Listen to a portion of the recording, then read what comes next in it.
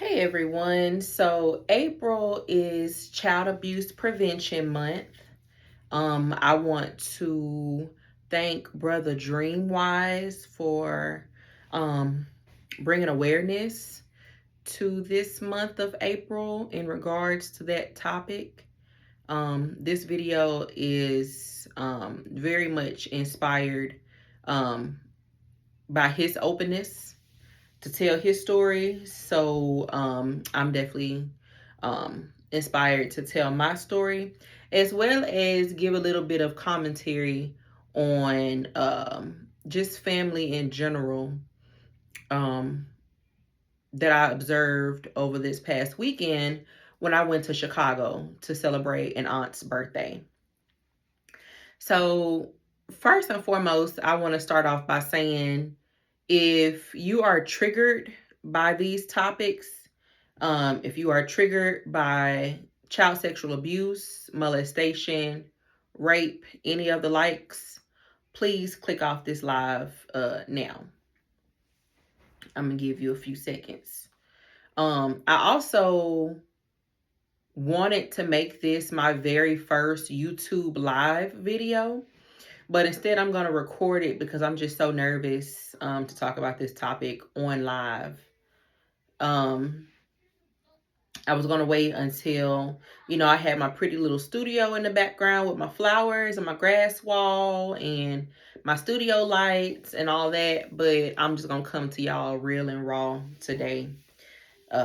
Come as I am. So I am a survivor of child sexual abuse. I was molested by a family friend's daughter who was much older than I was at the time that this occurred. I was maybe 4, 5, or 6, and she was maybe a teenager and or college age. I'm not even sure, but it definitely happened on more than one occasion. It was actually my mother's really good friend's daughter. And so they lived in New Orleans. And so we would hang out. Me and my brother and my mom would go hang out with Felicia, her daughter Aisha, and her little sister Whitney. And it's very important to call out names. I do not believe in protecting um, PDFs. So I'm gonna say your name. Aisha is the one who on multiple different occasions when my mom and my brother would go on vacation with them, she would have me sleep in her bed or come sleep with her. And I'm not sure why my mom, didn't notice the signs back then, but I don't hold any grudges against my mother because she didn't know until I was well in my 20s and told her what had happened. It's funny because I actually totally forgot that this happened to me until I was pregnant with my daughter around 2020. All these memories started to flood back to me while I was pregnant, and I was thinking like, dang, that did happen to me, on multiple different occasions over the years at that age. Um, you know, she basically would have me sleep with her in her bed. She would touch me in places that a child should not be touched. Um, to this day, I remember waking up on like my 6th birthday and noticing a movie on TV called Eyes Wide Shut. And the things that were happening in that movie, I remember happening to me via this older chick. Um, and so I say that to say, watch our kids. Watch our kids around family. Watch our kids around friends, boyfriends, girlfriends, mamas, daddies, sister, brothers, aunts, uncles. Watch your kids. Watch them. Fast forward. I had no idea that there were PDFs on both sides of my family. My mama's side of the family and my daddy's side of the family.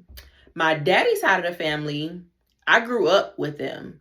Like every summer, I would go from Memphis, Tennessee to go stay with my grandmother and cousins in St. Louis or Cahokia, Illinois, Belleville, Illinois. It's all the same area as St. Louis. Um, I used to go stay with my grandmother and my cousins. So it was me, two of my male cousins, two of my younger male cousins, and one of my younger female cousins. I had no idea until I moved to North Carolina and was speaking with my grandmother, and she just randomly, told me about one of my older cousins sexually abusing my two younger cousins. And I had no idea that this occurred because I was there every summer. And granted, this may have happened when I wasn't there, but I just don't understand how my parents knew that this happened and could still have me around that cousin every summer. Now, granted, that specific cousin is part of the LGBTQ community, and he was actually one of my favorite cousins, because he never did anything foul towards me. We used to play Destiny's Child back in the day, and of course, he was always Beyonce. So he was just very fun to hang out with. And granted, he is transgender now, but I would have never known or thought that he would do something like that to my two younger cousins. And again, I don't know what it is about people just telling me random dark things. I don't know if it's because I'm a Scorpio stellium, easy to talk to. I don't know, but I'm not a licensed therapist. And I got to make sure that people aren't trauma dumping on me all the time. Boundaries. But, I confronted this cousin and called him and asked him, being my favorite cousin, he was always on speed dial. So I called and asked him, I'm like, hey, cuz, grandma told me what you did to our two younger cousins. What's up with that? Well, somebody did it to me too when I was younger, and who was going to protect me? He hung up in my face, and we have never spoken again since. Mind you, this was my favorite cousin. I was his favorite cousin. We talked all the time. But me bringing up the topic of holding him accountable for what he did, he hung up on me, blocked me, has never spoke to me again since. I don't know what it is about people who have went through this type of experience before. They say hurt people hurt people. Well, I feel like there's two types of people. There's people like me who have been through certain things, and I would never put that same affliction upon any other child or anyone around me to feel what I felt ever. And then there are those evil, demonic people who have went through those things, and they inflict that same hurt and pain upon others. Now, that's my mother's side of the family. Mind you, I had no idea until like my early 20s. For my mother's side of the family, one of my older cousins confided in me that one of our uncles raped her when she was a child. Mind you, I'm just chopping shit with my cousin, talking, catching up, and she reveals this to me. Again, I'm not sure why people, tell all of their deepest, darkest secrets to me, but I'm grateful that people feel comfortable enough to come and talk to me about it, because I definitely empathize with those people. And one thing about me, I be more mad at the situation than they be. I take shit to 100 when it comes to stuff like that. But anyway, she confided in me that one of our uncles, sexually assaulted her as a child. Mind you, this is the same uncle that has been in and out of prison my entire adult life. I'm 31 now. And this adult uncle has been in and out of prison like my whole life and just got out not too long ago. And he's like maybe in his 60s. So yeah, back and forth for several different things. And so this is the same uncle who was writing me letters from prison when I was a child.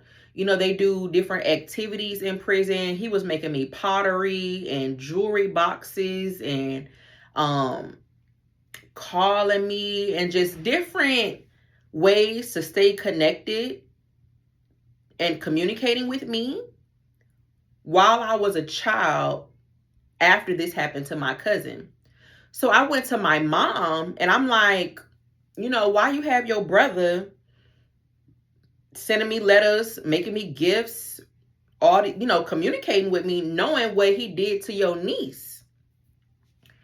And, my mama was like, oh, that's still my brother, da da da da. And I'm going to just stop you right there because the Black community, like, we love sweeping shit under a rug, don't it? Like, that shit pisses me off so bad because I don't care what type of relation a MF is.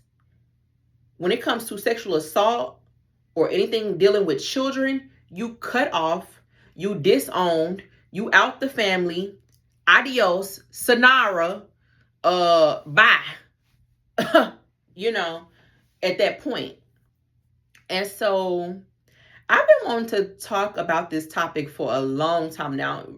Really, ever since I saw Dreamwise video. Go check out his YouTube channel, Dreamwise, and check out his wife's YouTube channel as well. But I've been wanting to talk about this topic since then. But what really put the battery in my back today was because I'm just getting back home from a weekend in Chicago because it was one of my mother's sisters, one of my aunt's birthday parties in Chicago, and the whole family came. And when I say the whole family came, my PDF uncle, who raped my cousin, was in attendance. And the whole weekend, I'm just very uncomfortable. Like, who invited him? Why is he here? Like, what's going on here? Am I in the Twilight Zone?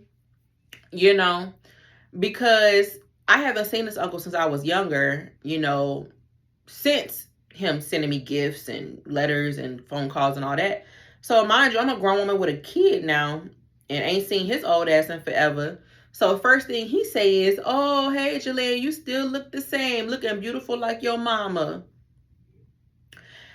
At this point, I just feel like that's some shit a rapist would say. Because, what you mean? What you mean? Like, nah, I don't want to hear none of it. And my thing is, you should have felt the vibe, you know what I'm saying, with me trying to duck and dodge you. I ain't really trying to hug you. I'm trying to ignore you. I'm hugging everybody else except you. Like, catch the hint.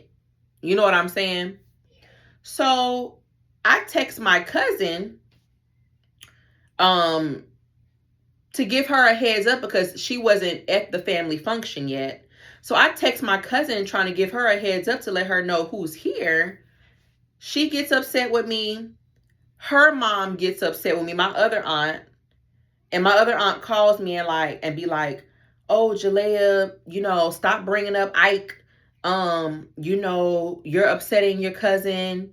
We trying to have a good weekend. And it's like, oh, so you trying to sweep this ish under a rug too.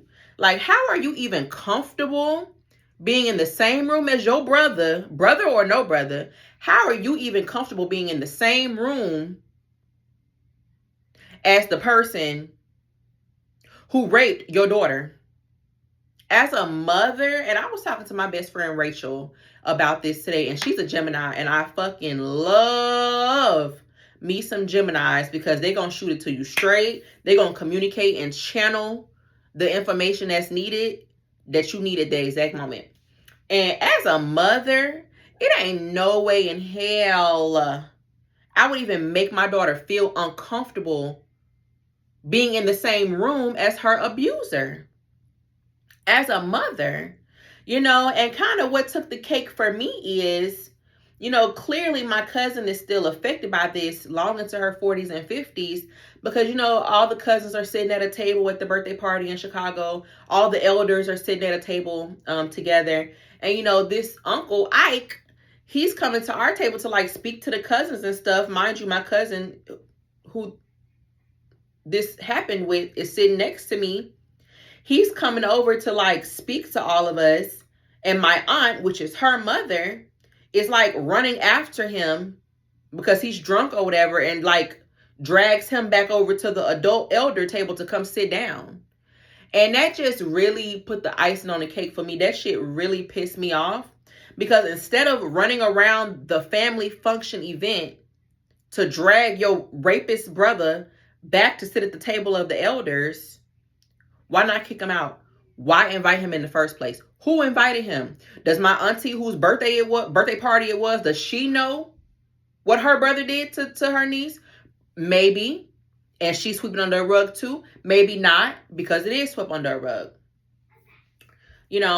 And incest and molestation and rape and sexual assault is just swept under a rug too much in the Black community. And I definitely understand that we're not, we're other than so-called Black or whatever label you want to slap onto it. And I also am very empathetic with other races because I do understand that this happens probably more often than not in other races, other households, other ethnicities, and maybe even worse in some cases, when we're talking about like satanic cults and trafficking and, shit like that. But nonetheless, I've just been blown away I'm 31, I'll be 32 this year, and I'm a mother myself. Man, my daughter can't go spend a night nowhere. She ain't going to nobody's sleepover. I don't give a damn. She ain't going to her grandparents' house, her grandmama, And, I love families who are so tight-knit and close to the point where they don't have to worry about this type of stuff. But unfortunately, like, this is the reality of my family, unfortunately. And so I just felt like this is a very important topic to touch on. And my generation of millennials, baby, get that rug, clap that bitch against the house, throw it in the garbage, do whatever you need to do to that rug, because the baby boomers, the Gen Z, or whatever generations before or after us that's trying to sweep shit under rug like ain't shit ever happened and still inviting these people to family functions and we're still family this, we're still family that. Nah. Cutthroat. We need to be a little bit more angry and mad when it comes to these certain things. I forgot what the specific word is called, like divine anger or something like that, or targeted anger or something like that. You know what I'm saying? Like, motherfuckers is too forgiving, and of course certain family things can be forgiven, but that absolutely not. And I'm on your ass every time I see you. Like, I really wanted me and all 10, 15 of my cousins to jump that nigga. You know what I'm saying? And it just didn't happen that way because, again, I don't know if all of my cousins know what happened to my other cousin or not. And I'm not going to be the one to air out my cousin's woes in that way. I feel like families, what they should do is announce the abuser to the entire family, not necessarily, the abused, but definitely air them out. You know what I'm saying? Air them out. And it's just very much karma that one of my other uncles on my mom's side that was supposed to attend my aunt's birthday party, he had a stroke on the way to the party. I believe he's on the sex offender list himself. And it's like, who keep inviting y'all? You know what I'm saying? Like, and why are you on the sex offender list, Unc? You know what I'm saying? But that's all I had to say. I'm not gonna make this a super long video. This is just a reminder and a PSA to watch your kids, believe your kids, protect your kids. You know, if they're wetting the bed, see what's going on at school, see what's going on with their friends, see what's going on with surrounding family. You know, if they're waking up in the middle of the night with nightmares and terrors and bad dreams, you know, sit down with them one-on-one. You know, make this a consistent thing to teach children from very young on up, you know, the red, yellow, and green zones on their body. You know what I'm saying? Um, so yeah, this is all I'm going to say about this situation. And hopefully more people resonate with bringing PDFs to light, in light of the Epstein files, which is just sickening. But, you know, make sure that you, your family, your kids, your household are protected physically, spiritually, um, and you keep that line of communication open so they feel comfortable to come and talk to you if and when anything does arises. Okay. Peace, love, and light to everyone.